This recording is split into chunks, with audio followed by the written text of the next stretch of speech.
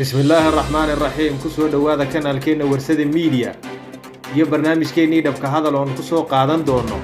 barnaamijyadii shalayta ka dhacay magaalada Muqdisho iyo shirarkii uu madaxweynaha Jamhuuriyadda Federaalka Soomaaliya uu ku qabtay madaxtooyada dalka sidoo kale waxaan ku soo qaadan doonaa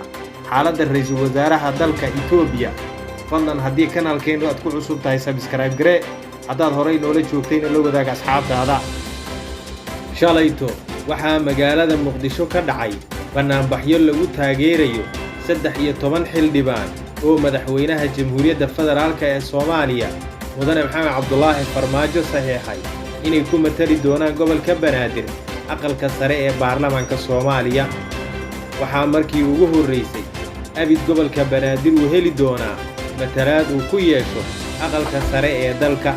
ay yeeshay caasimadda Soomaaliya ayaanan weli helin meeqaamkii gaarka ahaa ee lagu xusay dastuurka dalka waxaana bulshada ku nool gobolkaasi kaga hadleen fagaarooyin dhowr ah inay helaan xuquuqdooda dastuuriga ah madaxweynaha Soomaaliya ayaa maanta ku qaabilay madaxtooyada dalka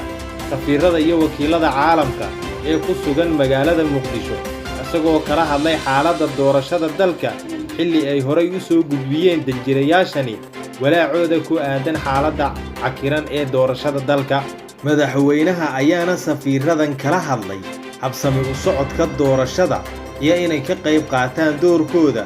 waxaana muuqata inay bilaabatay dardargelintii doorashada guud ee dalka Soomaaliya xilli ay maamul goboleedyada Jubbaland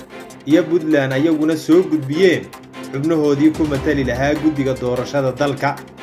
haatan dalka Itoobiya ra'iisul wasaaraha dalka Itoobiya ayaa laga shakisan yahay inuu geeriyooday